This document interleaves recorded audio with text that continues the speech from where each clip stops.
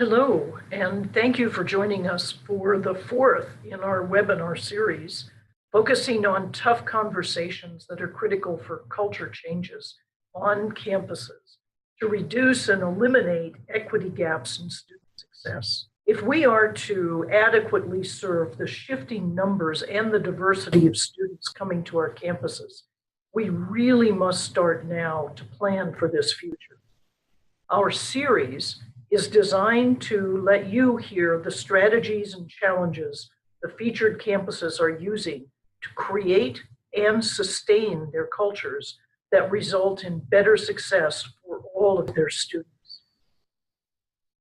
I am Sally Johnstone, Executive Director of the Foundation for Student Success, and joining me on this webinar today will be several individuals from different colleges and universities who have all considered our topic of how hiring strategies can contribute to student success.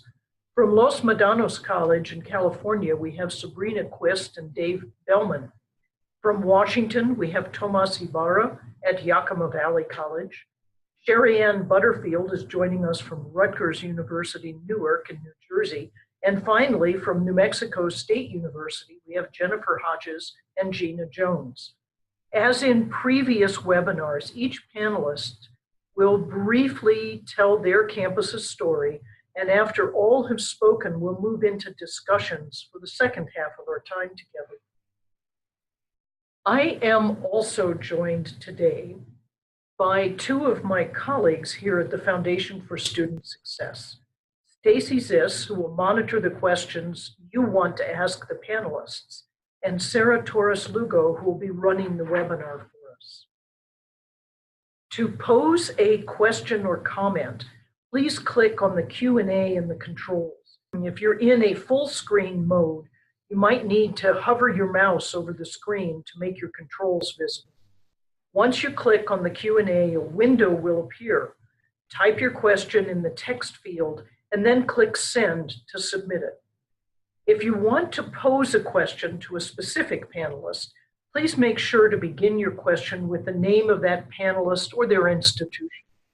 The chat will not be moderated, so please use only the Q&A feature.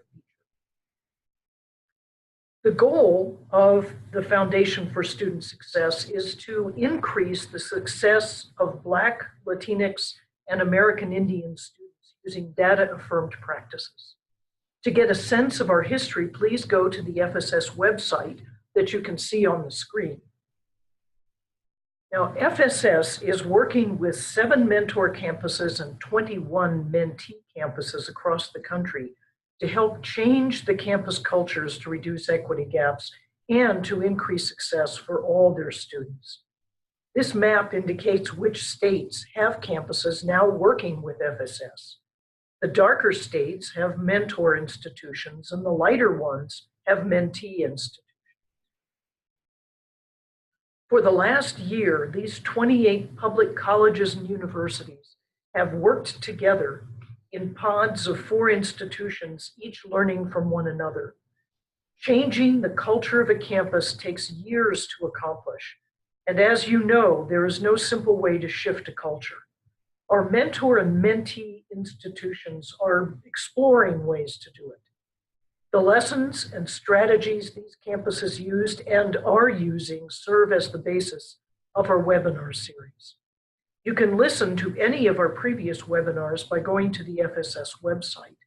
There's also case studies, progress reports, and other resources on that site. As all of you are aware, it is critical that we help all students that come to our campus be successful. And there is an urgency to get this marathon started. Our panelists will share parts of how they did it. Let's start with hearing from Sabrina Quist and Dave Bellman from Los Medanos College. Well, hello, everyone. My name is Dave Bellman, and I am Dean of Student Success at Los Medanos College. And I'm Sabrina Quist, Dean of Equity and Inclusion. And we are delighted to be a part of this webinar today and to talk about some of our efforts to increase the diversity of our workforce at Los Medanos College We really believe at our college that who is serving our students is critical to increasing student success. And in other words, while we often discuss best practices and the importance that they have on impacting student outcomes, we really equally think it's important to discuss recruiting best practitioners who will put those practices into effect. Next slide, please. First, a little bit about our college. Los Medanos College is a public institution located in East Contra Costa County. We are about 45 minutes drive to the east of San Francisco, or 2.5 hours, depending on the traffic and the time of day. Our primary campus is in Pittsburgh, and we also have a center in Brentwood. Los Medanos College is one of the 114 California community colleges throughout the state. And we're also one of 3 colleges in the Contra Costa Community College District, which spans our entire county. Between our 2 sites, LMC enrolls nearly 13,000 students per year. We have been an HSI institution, a Hispanic serving institution, for nearly 15 years. And over the past decade have really watched our population shift significantly to become much younger. We're now more than 2/3 of our student population are traditional college age, and also a much more ethnically and racially diverse student population. Approximately 42% of our students identify as Latinx, and about 17% of our students identify as African American, and more than 75% of our students in total identify as students of color. Next slide, please. Because Los Medanos College is part of a district, much of our human resources activities are centralized through our district.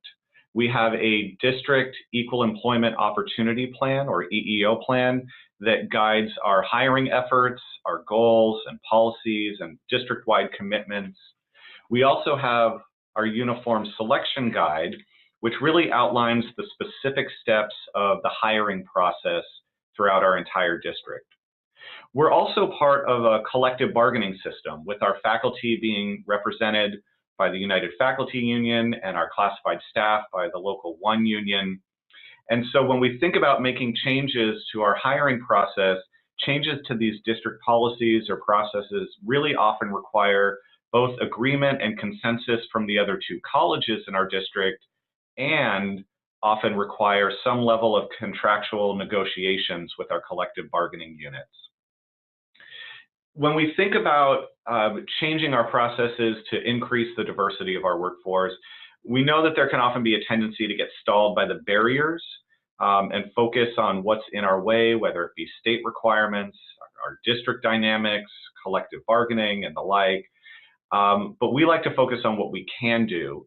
And a lot of this at our college has occurred on a local level through our College Equal Employment Opportunity Committee, which Sabrina will share a little bit about the work happening here on a local level. Sabrina?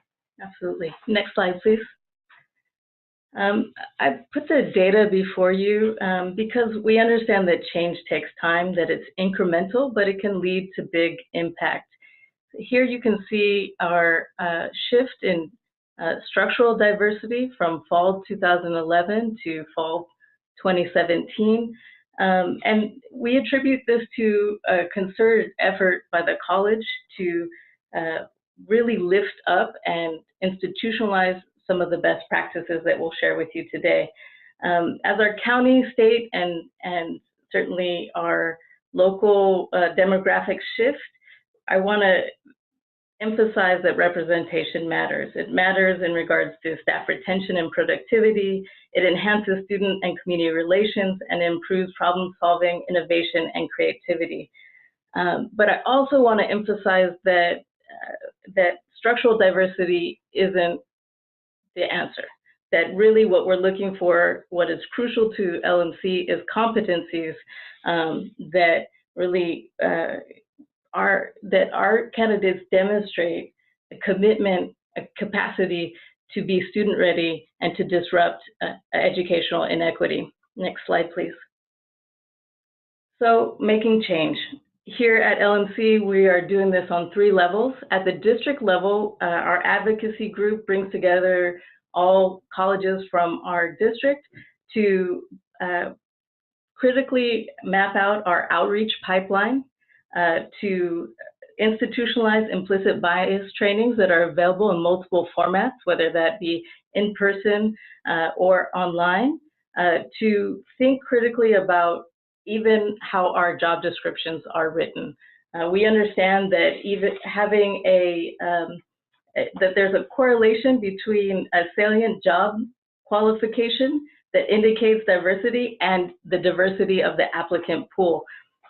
On the campus level, we are really focused on what we're calling all-in Equity Fridays, equity-focused professional development that's thoughtful at every level of our campus. So managers are receiving regular training at their management team meetings. Classified professionals develop equity trainings for classified, by classified, and our adjunct faculty are engaged in our FAM, our Faculty Advising and Mentoring model, which supports adjunct frameworks and pedagogies because we know they become our main pool for permanent hires. And finally, we have communities of practice where we think about our pedagogies and pay attention to our implicit bias. And then that transitions us to our toolkit that we'd like to share with you, which is the IDEA Toolkit. Next slide, please. So at LMC, we have come to realize that who we hire is really a result of how we hire. And we think it's imperative to focus on our hiring process and really analyze each aspect of it to see how we can improve and change that process to increase not just the diversity, but as Sabrina mentioned, the competency and really the equity-minded competency of the people who we newly hire to join our community. A few years ago, our college developed what we call a toolkit for recruiting a diverse workforce, which was developed by our Diversity and Equity Committee. We found as a college that there were many professionals on our campus who had both an interest and a commitment to hiring more diverse and equity-minded employees, but didn't necessarily know where to start or the actual how of making that happen. So this toolkit was developed and really endures and is, I think, a living document. In fact, we, through our EEO committee, just completed a latest round of updates last month. So it's something our community deeply engages with.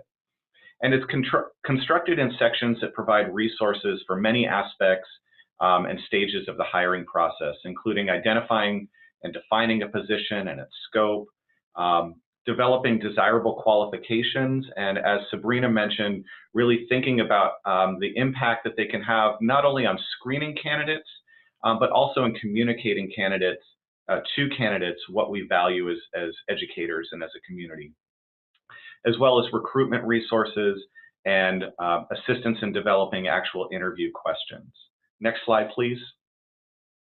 So two of the most widely used sections include the resources for recruitment, where there are a whole host of suggested places for posting to really help departments and programs do targeted recruitment to diverse networks of professionals in the education field. Next slide, please. And the other most widely used section has to do with samples of interview questions, where we have developed numerous questions broken up by types of positions that might be faculty-centric or classified staff-centric, management-focused and administrative-focused questions, as well as questions that really might relate to any position in our field.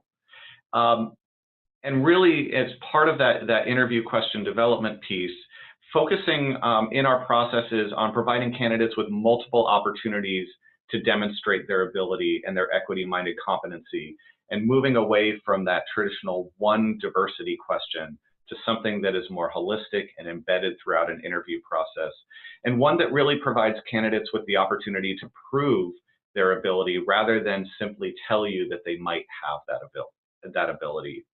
And lastly, in many of these questions, there's a strong focus on asking candidates about their ability as opposed to their experience, because we have found that newer professionals who tend to be more diverse tend to have less experience and have been given less opportunity to gain experience, while they may have strong ability to best serve our students. This toolkit, as I mentioned, is used as a resource by departments, but is actively used in many of the trainings that Sabrina mentioned, including one held last month with our faculty and one coming later this semester with managers. And finally, we are happy to share this toolkit as a resource for anyone on this webinar, and we'll be sharing a link to our website, which includes both the toolkit and many other resources that we have compiled and developed here at Los Medanos College.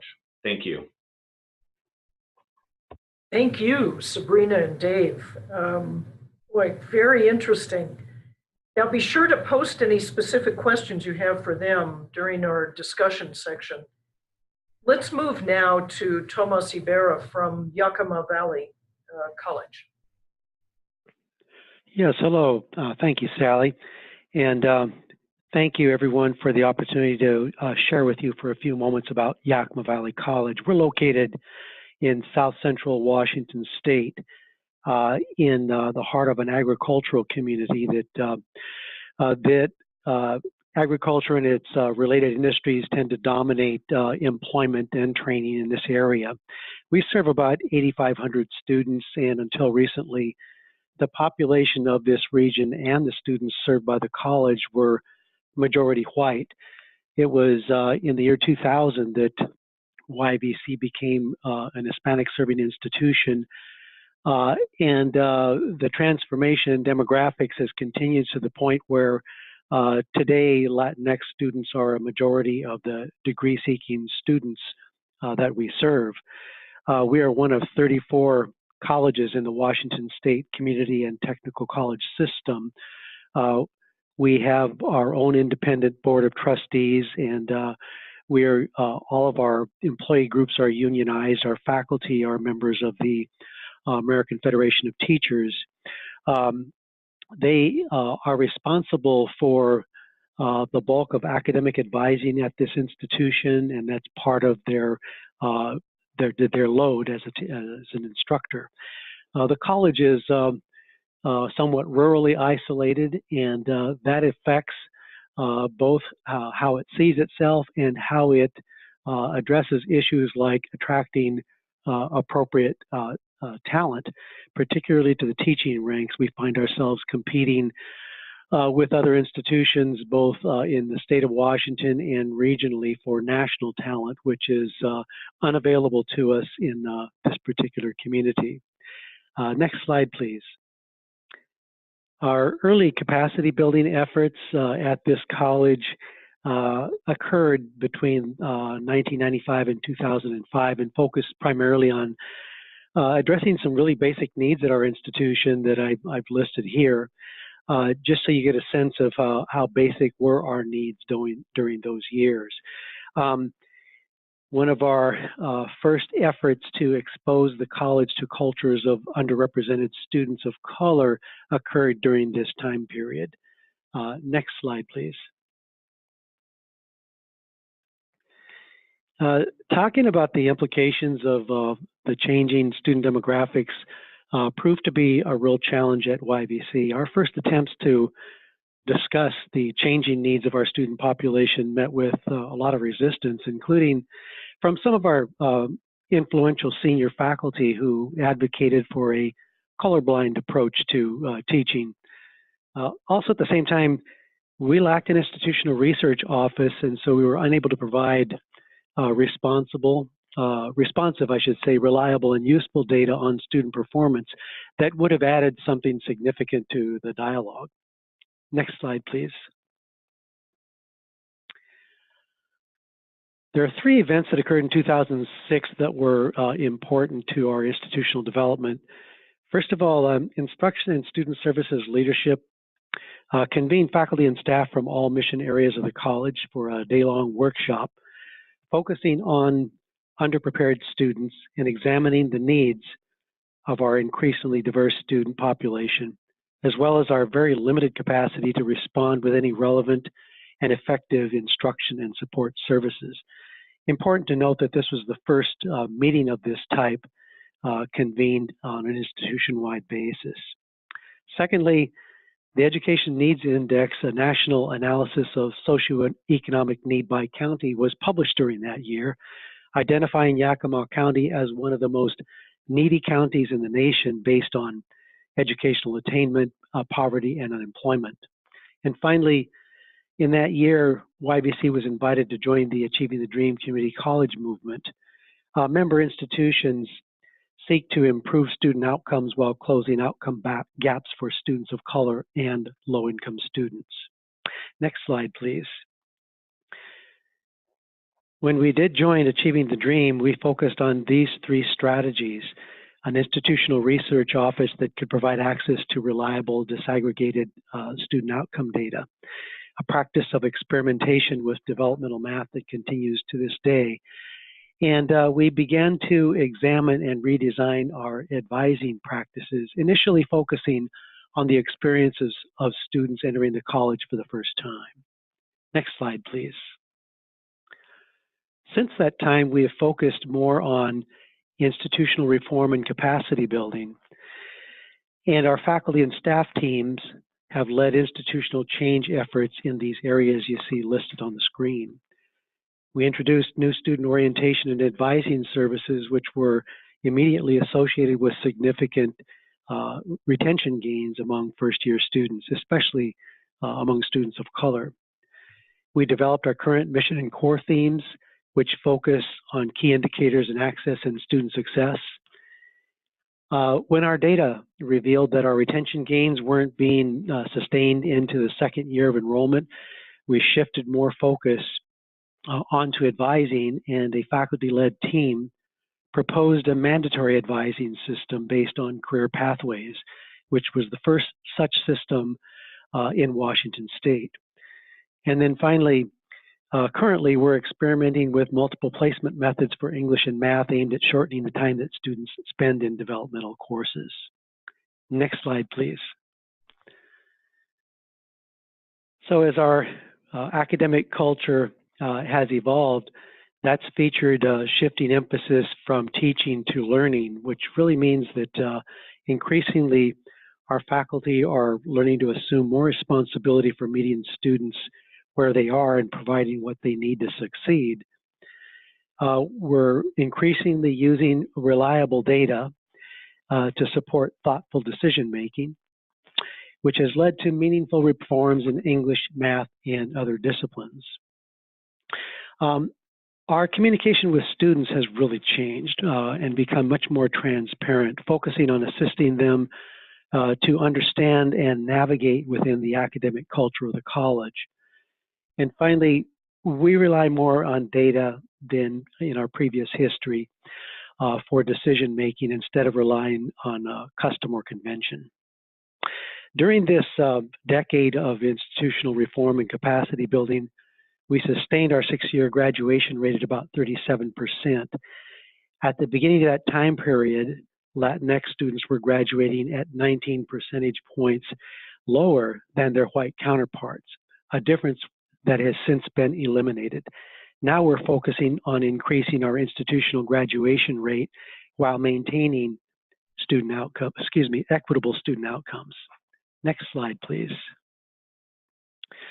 So we're now discussing equity in a more transparent way, and we aspire to become a multicultural college.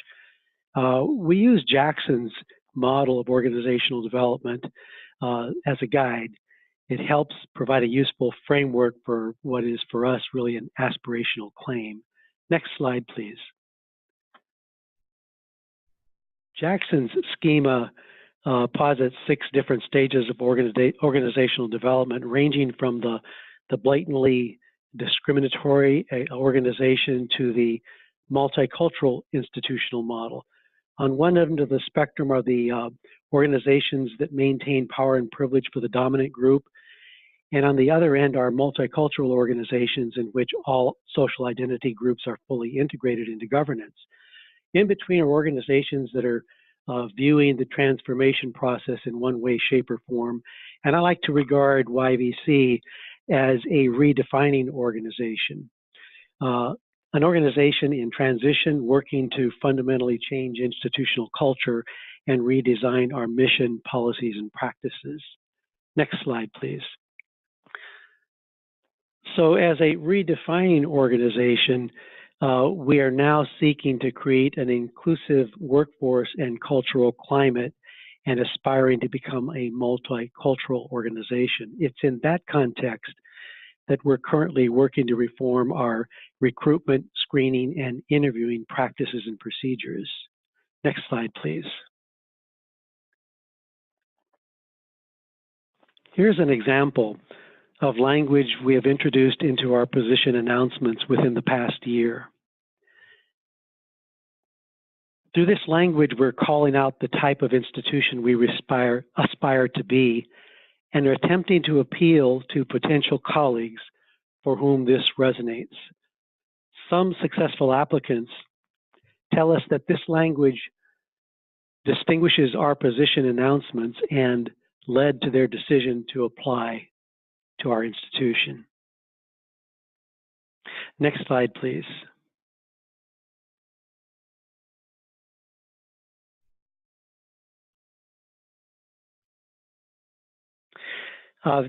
Johnson and Terrell Powell's multicultural competency interviewing rubric associates characteristics of candidates with institutional types defined in Jackson's multicultural organization development model.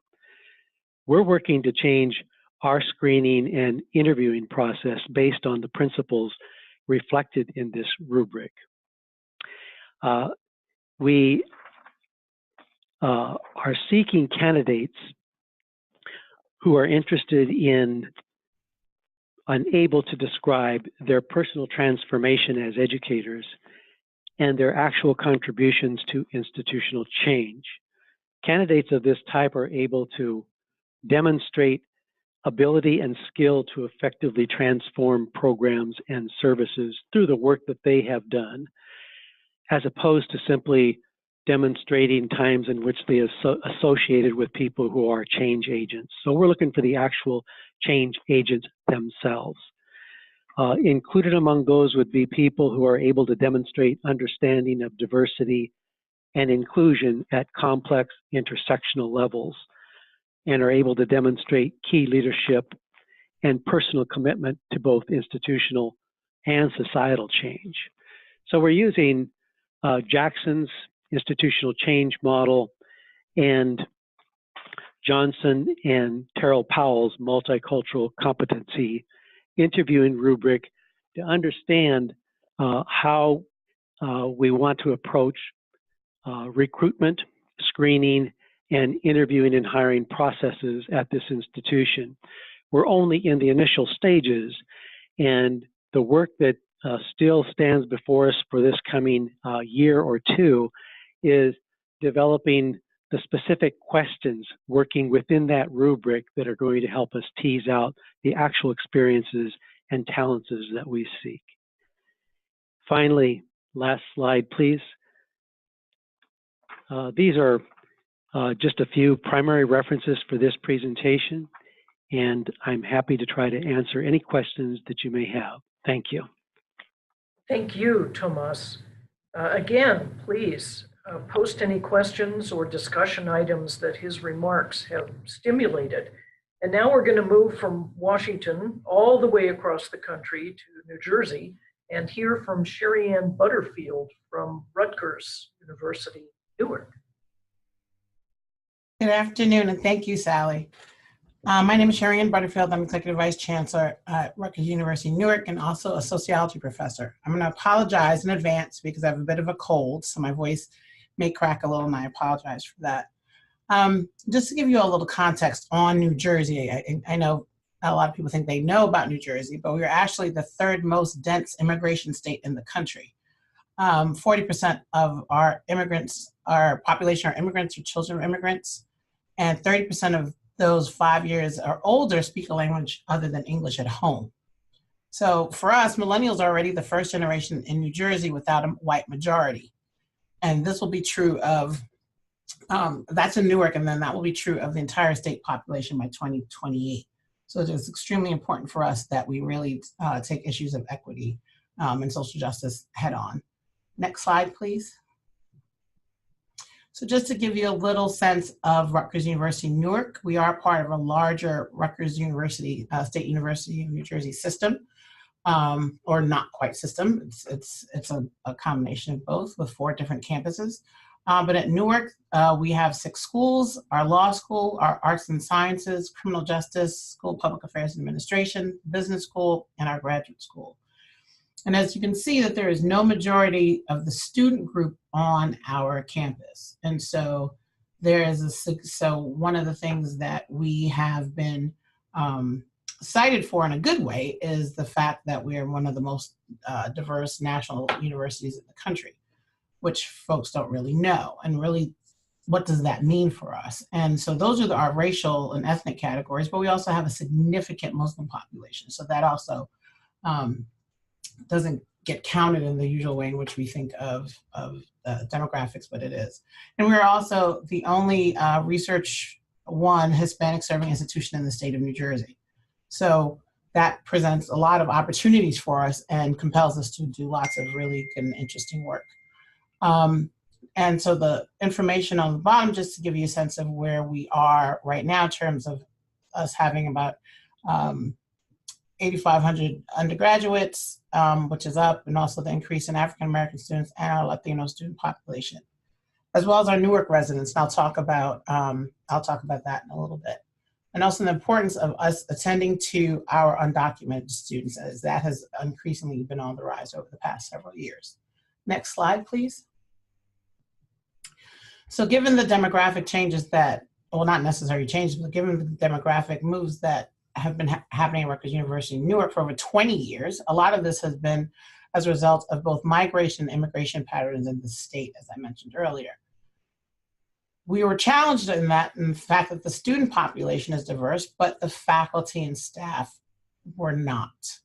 And so about 5 years ago, we engaged in some university-wide strategic planning and really wanted to do both a sort of bottom-up and top-down sort of thinking about the institution. And so we had multiple constituencies, faculty, staff, and students, who were involved in the process to facilitate equitable input, because we did not want to make any moves without buy-in from the various spaces on campus. And the results of that planning process, we learned that students and faculty desire to increase the diversity of our faculty across academic areas and the university. So there's one about the bodies who sit in the chairs, but also the kind of material that's offered to our students. And that was important. That process also revealed a desire for us to be an anchor institution within the city of Newark. We know lots of institutions of higher ed to sit in both urban, rural, and suburban places, but the question is, what do they contribute to the development of the city in which it sits?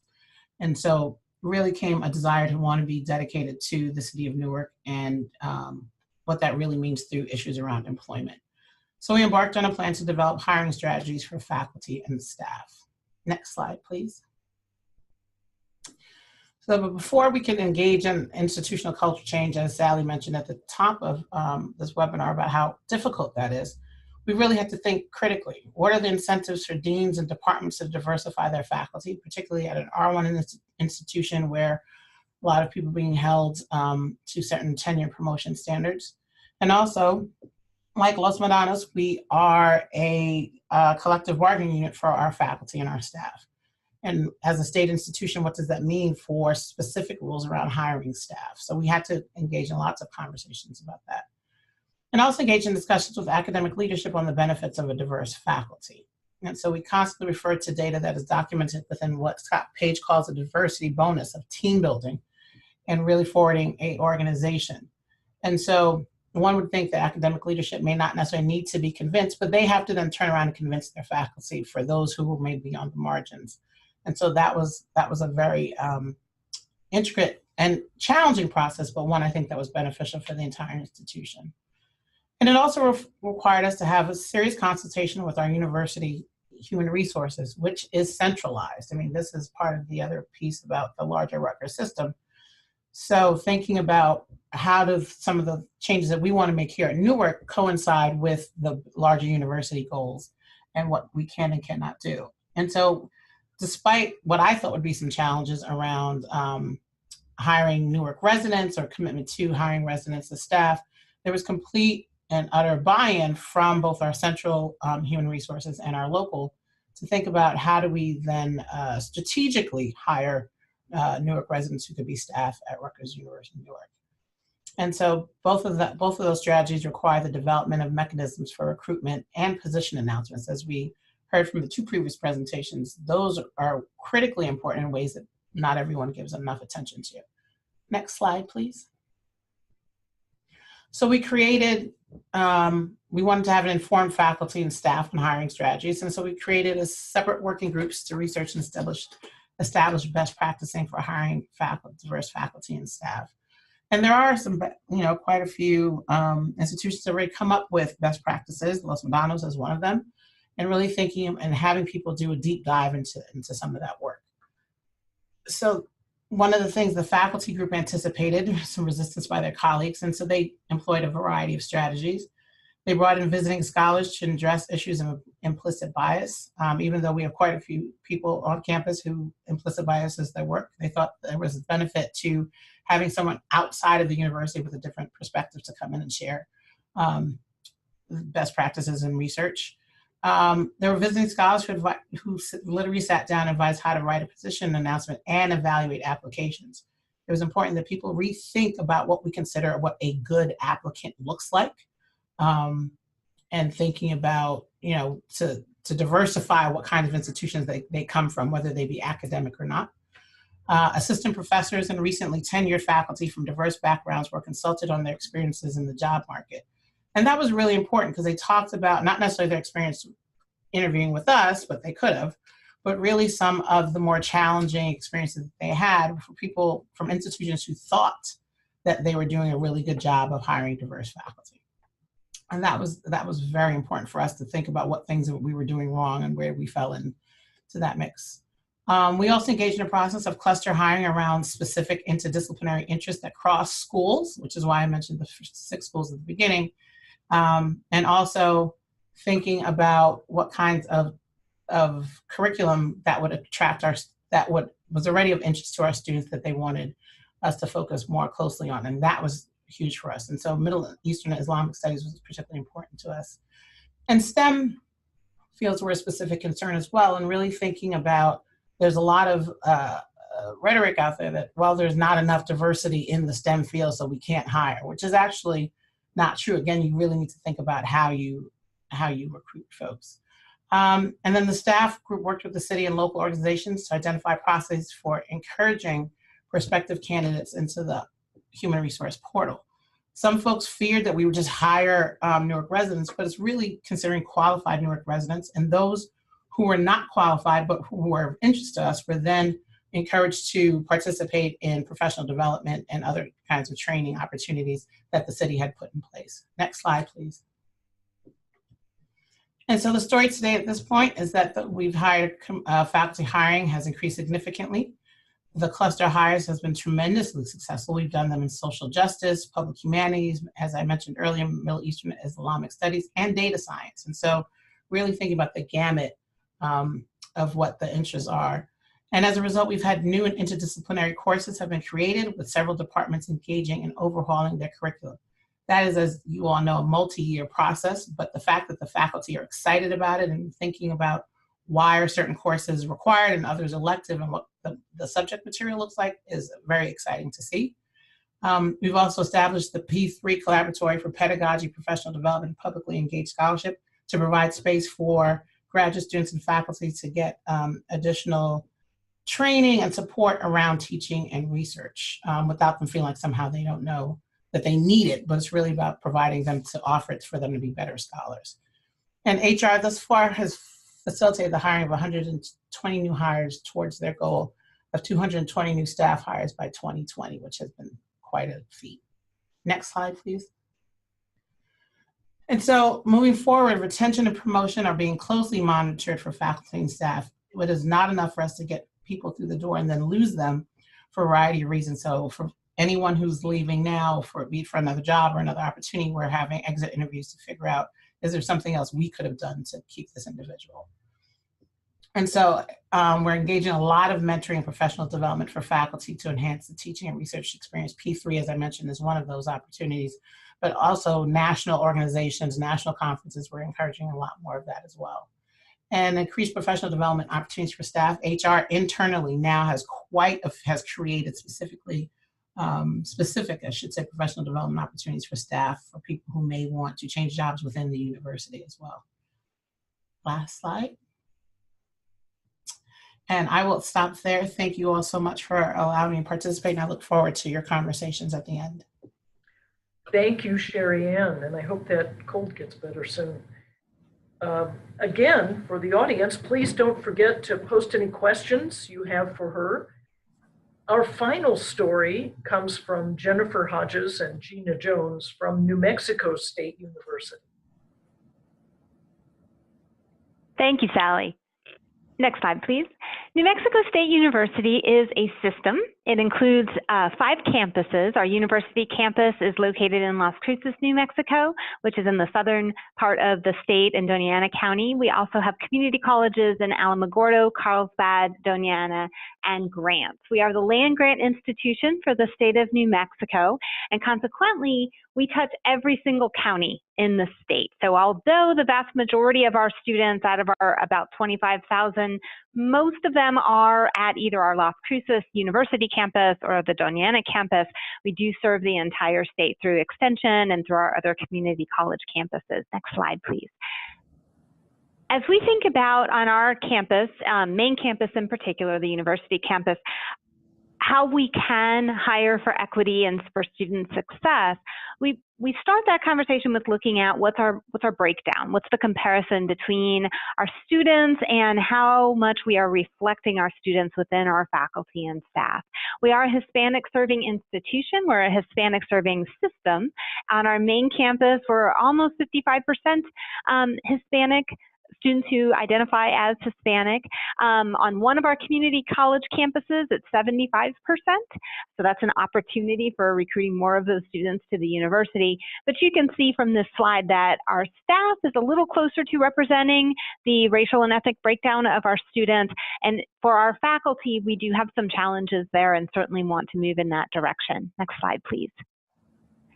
Some of the unique challenges and opportunities for New Mexico State University is, first of all, our land-grant mission. So our mission is to serve the needs of our state, and so paying very close attention to how are those needs reflected in the diversity of our state. Because of our land-grant mission, we do connect to our prospective students very, very early, particularly for those who are interested in some of our agricultural-focused programs. And so I think that's an opportunity for continuing to reach a diverse population for our students. We do also serve the border region. So you can get to a border crossing to Mexico in just about 40 minutes from where we are located in Las Cruces. And so this provides an interesting opportunity. It definitely shapes our curriculum. We do have a lot of courses and a lot of programs that focus on the border region and what are the unique issues. And so that does attract faculty, regardless of whether or not those faculty are reflecting the racial and ethnic background of our students. The research focus, the focus on social justice definitely is reflected, and I think that is partly due to our physical proximity to the border. Serving the border region also creates some interesting opportunities for training of our faculty and staff to understand issues around DACA, to understand issues for students who are crossing the border. They're commuting across the border to come to our institution, and that creates some different types of challenges than your average commuter student who might be coming from another city within the country.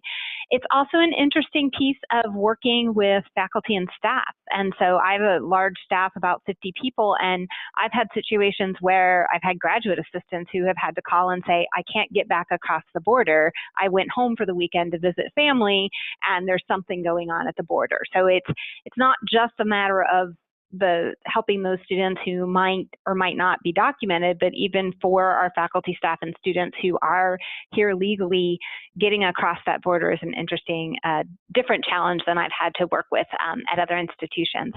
We do serve a large portion of Spanish-speaking students and work with their families very closely.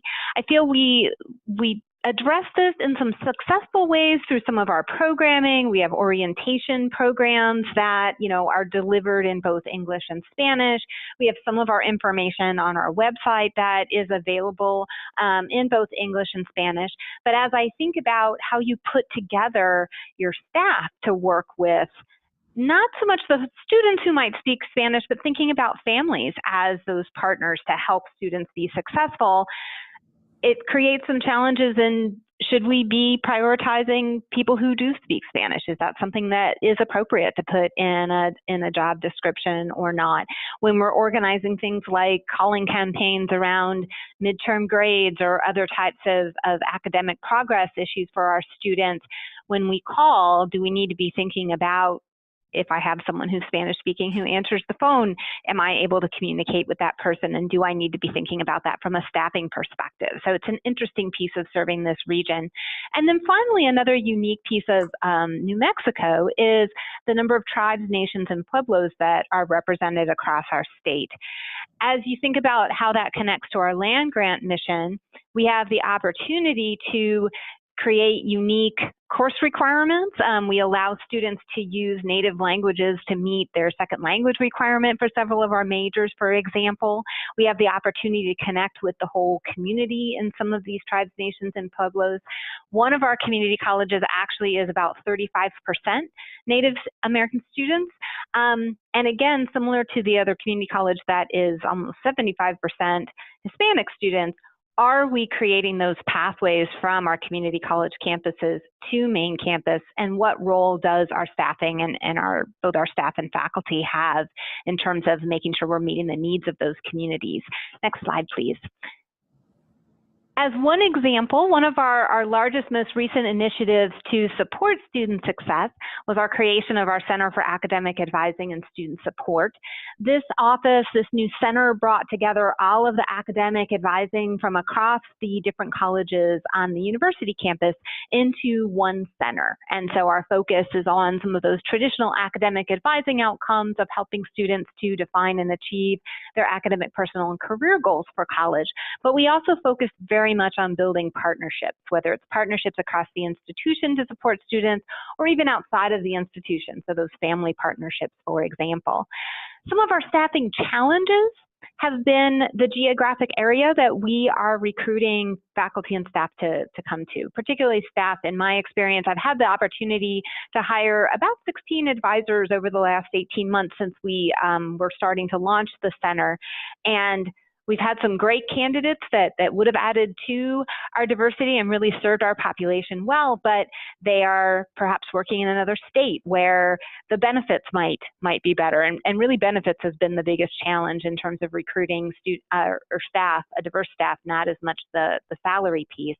Some of the strategies that I've utilized within the center is thinking about recruiting alumni. So thinking about, for students who are from this area wanting to return to this area, are we able to, as we think about a hiring rubric and what we are giving kind of preferential benefits to, if a student or if a potential advisor has that experience of being a part of any of our 5 campuses, that adds a different piece of understanding to the diversity of the students that we serve. So of the 16 advisors I've hired in the last 18 months, 9 have been alums. And then we also have a large portion of graduate assistants who work for us. And that's been a really great way to diversify the staff and to really tap into the diversity of our student body to kind of grow that portion of our population. I'll turn things over to Gina to talk about our broader efforts at the campus. All right, great. Thank you, Jennifer. I am sensitive to the time, and so I am going to go through this quite quickly, but will be certainly available to answer any questions at the end. I want to first recognize the fact and let you all know that we have brought in a new administration to New Mexico State University this past July. So we have a new chancellor and a new president, and their ideas and direction for diversity are grand and very supportive.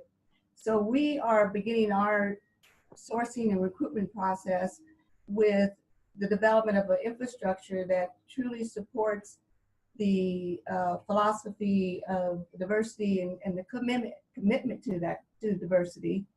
And so we will be including all of our thoughts and values and support in all of our diversity announcements, our job announcements.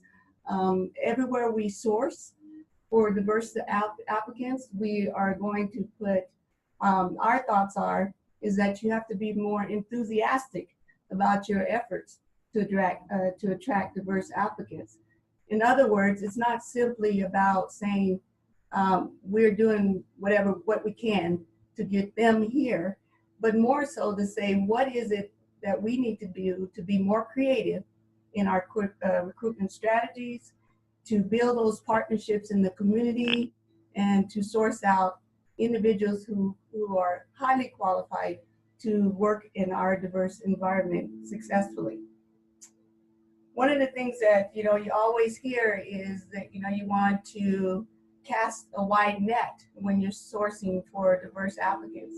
The mindset that we're using and going forward with is not just casting a net, but a well-threaded net, meaning that we truly seek out a diverse group of individuals in various ways. And I apologize for the noise if there's a problem. So we take time to identify those areas where we source, where we truly can find qualified applicants, a diverse group of applicants, where we can show that the university's commitment is not just on paper, but in deed. So one of the things we look at is the typical statement of equal opportunity employer. We are not just an equal opportunity employer, but rather we are an employer that appreciates and celebrates diversity and recognize and embrace the importance of diversity to not only our workforce, but even more importantly to our student success in our environment. So when we go through the interview process, one of the areas that we look at is how do we ask questions, how do we share our background, how do we express the experiences in our environment here at New Mexico State. So those applicants will know what they're walking into, what we expect, and also that they can see themselves being successful in our environment. So through that interview process, we look for behavioral interviewing. We ask questions that directly assess their experiences or lack thereof in the area of diversity. And we truly want them to be able to see themselves as a part of our environment of diversity. So thank you very much. I'll answer any questions you may have. Thank you very much, Gina and Jennifer. As we move into the discussion section of our webinar, let me start with a question for Sabrina and Dave from Los Medanos College. Can you tell us a little bit more about this faculty advisor mentor program that you mentioned in your remarks? Sure, Sally. The FAM program is designed to give adjunct faculty paid 6 hours of training around equity-minded and centered advising, conversations about addressing stereotype threat and the syllabus, and then an opportunity to engage with our retention tool, which we call LMC Connect, which is powered by Starfish. And then those faculty receive an additional 18 hours for the semester to be able to engage, whether that be through office hours, focused study groups, or deeper connection with our students around not only the content of the course, but if they notice that a student is disengaged or later. We know that many of our adjunct faculty are juggling multiple commitments, not only to LMC, but often at other institutions. We were looking for a way to incentivize not only professional development, but to enhance and support and incentivize their engagement with our students beyond what their current contract pays for, honestly. And then we were looking for a way to create a sense of community and belonging for our adjunct faculty to not only feel connected to the coursework and their area of speciality, but to really be seen and engaged with a community at the college. And so we utilize dollars, state dollars around our equity fund in order to engage almost 80 adjunct faculty. Sabrina, thanks. That's very insightful. Tomas, let me ask you a question, if I may. What have been the sources of the greatest resistance among the faculty members at Yakima Valley?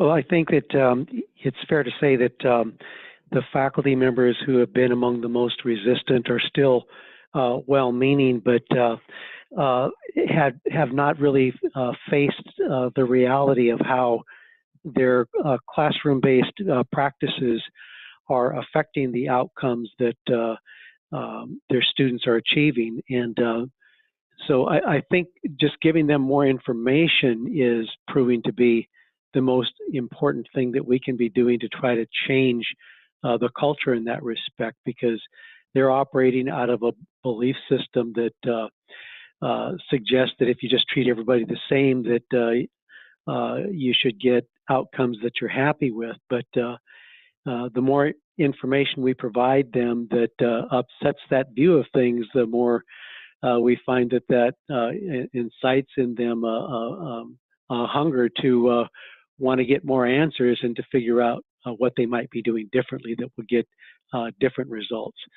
And so that's kind of where the resistance has come from, and the sort of response that we've given to that, providing more information. And importantly, we tried to do it in ways that the faculty don't perceive as being evaluative in nature. Makes a lot of sense. Thank you. Sherry Ann, can you tell me how you manage the departments and or the schools at Rutgers that did not engage in diverse faculty hiring? And great question. And so one of the things that we decided to do early on is that we would engage the initial army of the willing. And so we had lots of conversations with faculty who came to us and who were excited and interested. And they were then sort of seen as ambassadors for their departments, for their schools, to really talk about the benefits of this. I think when others saw the level of excitement and interest from both their colleagues within their departments, within their schools, and then from an interdisciplinary angle, it sort of changed some folks' belief systems. Now, is it completely overhauled? No, I don't want to over-exaggerate. But the ones who have decided I think they're in a wait and see mode, frankly, and to see where this goes. But they have definitely watched their colleagues take off and run, because their colleagues have decided not to wait for them, which is a very different way than we've been previously operating. Thanks. That's an interesting way to go and obviously fruitful for you. Jennifer and Gina, can you share with us how does New Mexico State University's strategic goals and metrics really reflect a commitment to equity and diversity in hiring to support the student success, particularly in light of the change in your administration?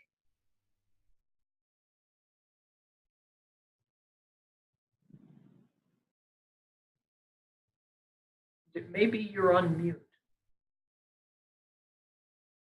I'm sorry. I'll go ahead and take that question. This is Gina Jones. And first and foremost, our focus in everything we do is on student success. So the culture that we're building here stems from there, from every angle that we we come from, including recruitment. So our strategic plan and our strategic direction starts with the foundation of building an infrastructure that supports diversity for student success and organizational success. And in doing so, we are establishing goals and metrics. Also, we are looking to revamp the culture and experiences in our environment to reflect that commitment. So right now, and as I'm speaking today, we are in the process of developing a strategic plan that looks at capacity for supporting success of our students, for quality, for building a quality workforce and maintaining and retaining those quality faculty and staff, and then establishing our values towards those efforts, and ultimately being able to see those results visible in our environment. Thank you. I'm sorry, Jennifer, did you want to add something? No, thank you, Sally. Okay, let me turn to Stacy and ask you, do we have some questions from the audience? We do, Sally, and Tomas did a written response to this, but we'd like to post it to other panelists. What percentage of diverse hires are in full-time professional faculty staff positions versus those hired in grant positions? If your growth was in the latter, how have you addressed that in equity conversations?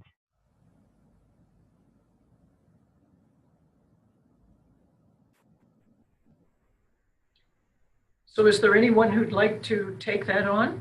So this is Sherry Ann. Our growth has been we were intentional about the full-time faculty hires. Let me rephrase it. Full-time tenure track and tenured hires, because our grant positions are also full. We can also consider them full-time.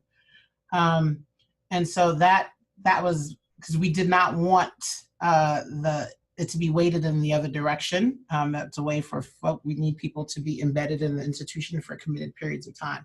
And so we were very clear at the outset with our schools and colleges that was the intention. And similar with staff. And so that is where our weight is. Has anyone else encountered that issue? Hi, this is Dave from Los Medanos College.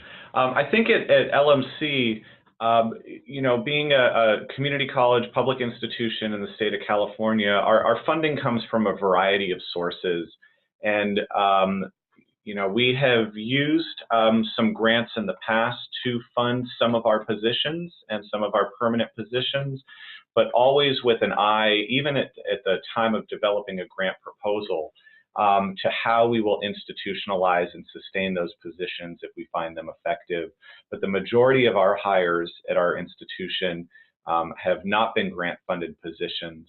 What we often find are, in the budget climate of California, what we call categorical funding or highly targeted state funding to specific programs. And we often are wrestling with this question and uncertainty around new funding sources when we make a college commitment to a permanent position that is funded through a new funding source that is maybe yet to be proven as a consistent stream of funding. I think for us as a college, the question of sustainability and institutionalization is often more about the decisions we make as a college to sustain positions when funding cuts come or when a funding source goes away, as opposed to the decisions that we make when we initially jump into creating a position. Thank you. Should we go back to you, Stacy? Okay, let's go back to Sherry Ann for a minute. What are some of the challenges faced in getting the college to buy into a cluster hire model? Also, how diverse is the overall administration at Rutgers? I'm going to answer the second one first. It's quicker. So there are about 13 assistant chancellors, ranging from assistant chancellors to the chancellor. There are 13 of us. 6 are of color. 7 of them are women. There are 6 deans.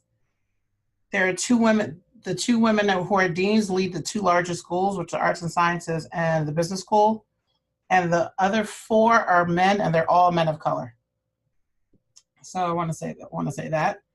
And then in terms of the challenges, the cluster hire model, the challenges with that are when you do sort of interdisciplinary work, the obligations to one's home department versus across the disciplines become a challenge to folks. So there were lots of conversations around, well, how much is this person going to teach for my department versus, you know, this sort of more exciting space. We have some fundamentals that need to be taught. What does that mean?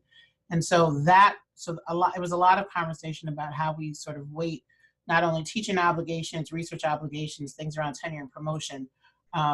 Those were the hardest things, but negotiated, but it was a lot of conversation. So, but I would say that was the biggest challenge. Thanks. Thank you, Sherry Ann. Go ahead, Stacy. We actually have an email question that we received. So this is for any and all of the panelists who would like to give input on this. The question is, higher education is looking to increase diversity through hiring strategies. At my institution, there are well-qualified and experienced diverse professionals who are mostly temporary employees. How can an institution create opportunities for the current diverse candidates to fill permanent positions?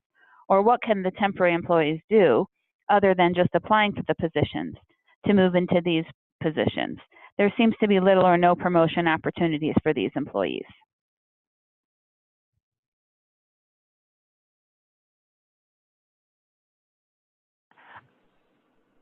One thing that is that I was actually surprised when I first started to work at New Mexico State University was we have a very generous benefit in terms of taking university courses.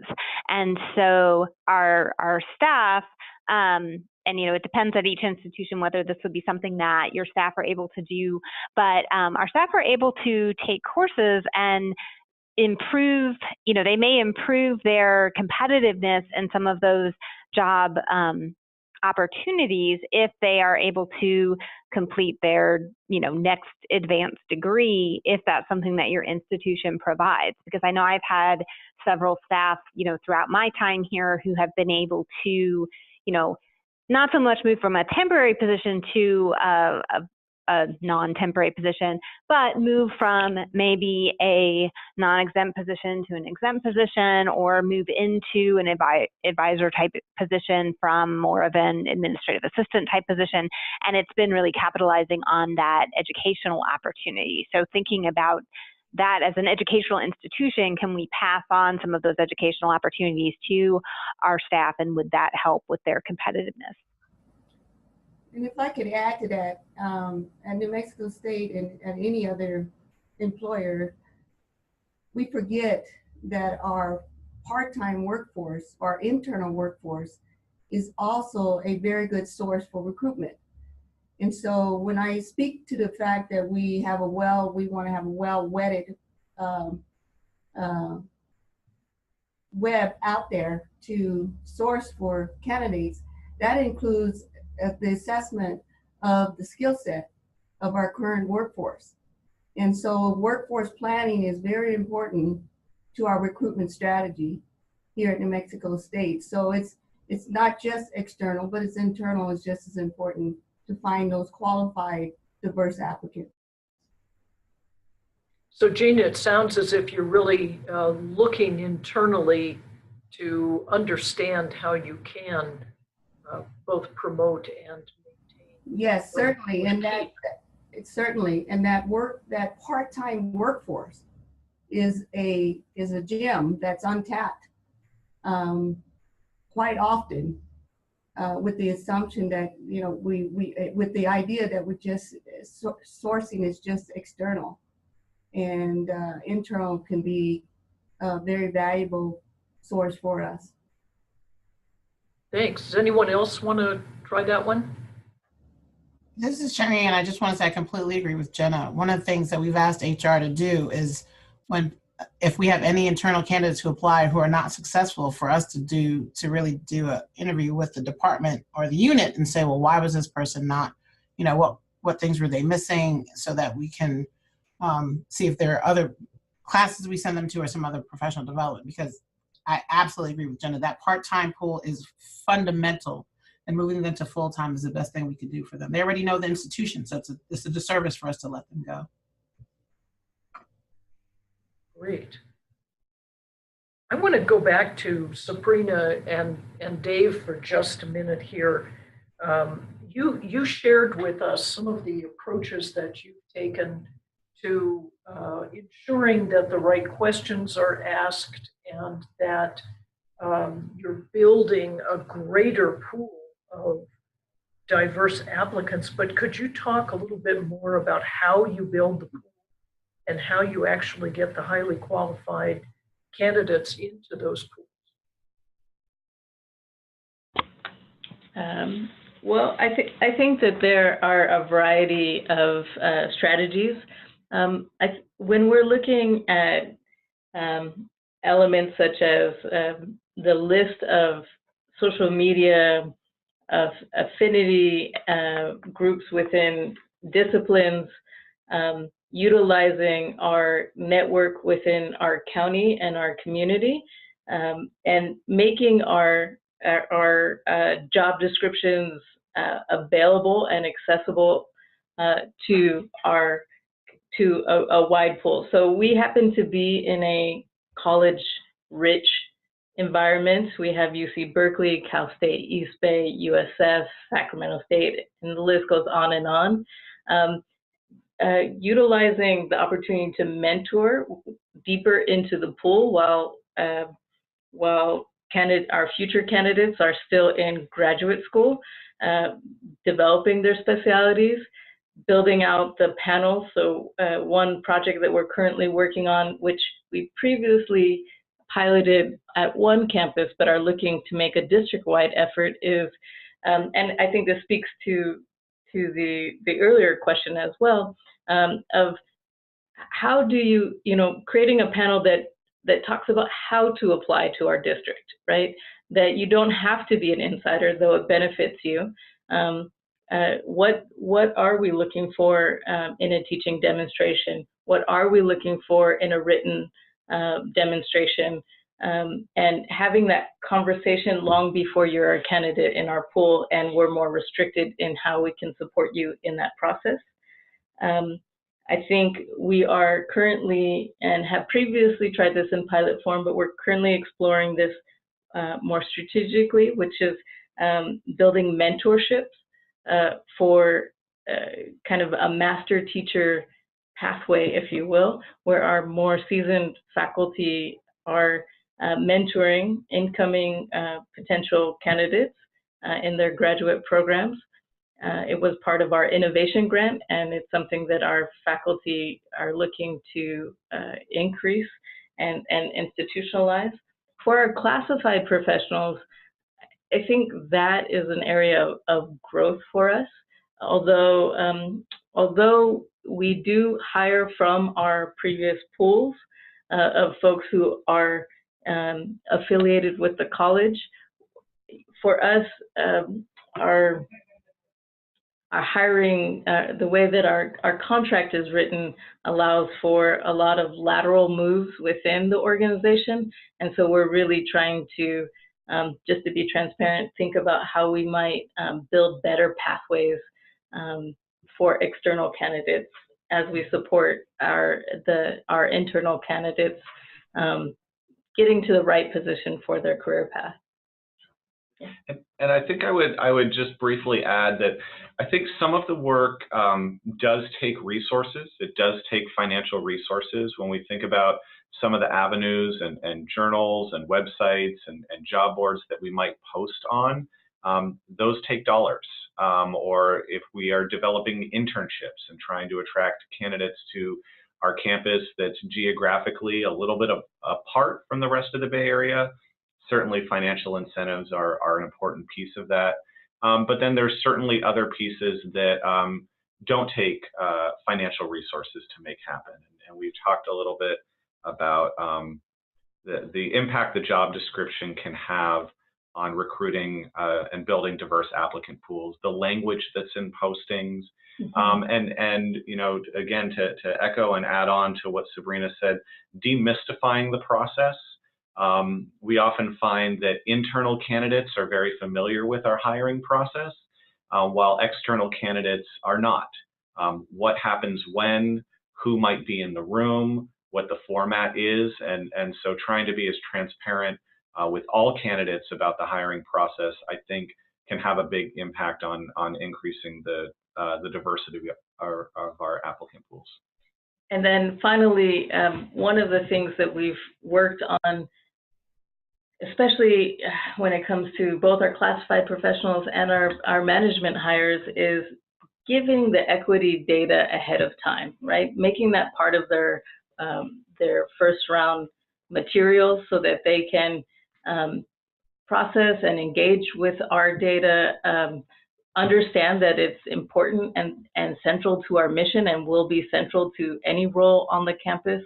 And it also allows folks who have different processing speeds, et cetera, language, linguistic diversity, et cetera, an opportunity to really sit with, you know, the questions that we've been wrestling with for a while and develop their responses, right? Again, that goes to the ability to address, not necessarily the kind of that surprise element in interviews, et cetera. And we find that folks are excited to engage with the data and be part of an organization that is actively addressing, though we have very far to go, right? Let's be transparent, but are actively addressing these questions.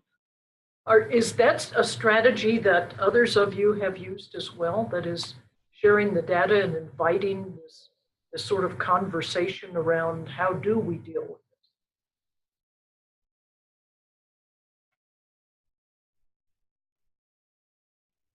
Well, I'm hearing not, or I'm not hearing.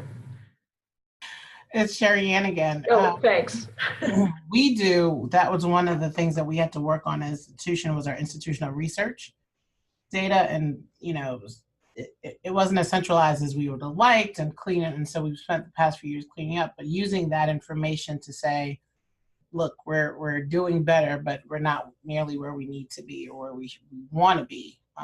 And so that's been really helpful. And also, you know, it was really helpful for the faculty themselves to see the data. And so they're like, wow, we thought there was more, or we thought there was less. And so working with the data has been critical, as well as with the staff to say, oh, we need to do better in these areas or these departments. So the data has been definitely critical in changing the kind of conversations that we've been having. Great. Anyone else on that one? All right, Stacy, do you have a last question before we wrap up? Sure. We're going to stay with Sherry Ann, but there's a similar question I'd like to ask New Mexico State University as well. Sherry Ann, what kind of impact, if any, has there been on the institution as a result of increasing the number of Newark residents on staff? And then similarly, for New Mexico State, they mentioned trying to get more alumni. So a similar question would be, what impact does it have on the institution to have a number of New Mexico State University alumni on staff?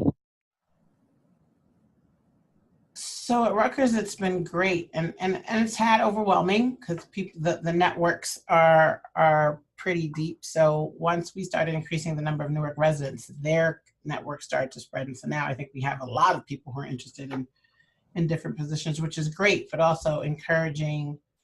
It's had a great impact on the institution in terms of how people talk about Rutgers, interact with us as an institution. I think historically it had been, we were an institution that sat in a city, that was it.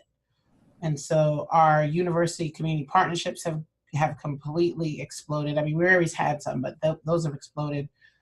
Meeting folks on the street who want to send their children here, those, and feeling like it's a welcoming place has been quite significant. And we also have some other university partners in the area. Newark is actually a college town, and so we've also been working with our partners in the city to say, you also, you know, we have there's a huge employment pool here that's being underutilized. And so it's been also good to actually work with them to also have residents go into those spaces as well. So it's definitely changing the relations across a lot of organizations in the city. For New Mexico State, I can speak to kind of the student support, student services staff side of things, that some of the pros of cultivating our alumni is, they can speak to how they have navigated the institution and maybe some of the experiences that you have to really, really search out, and how to communicate with faculty and some other pieces like that have some unique aspects that are kind of embedded in being part of New Mexico State University.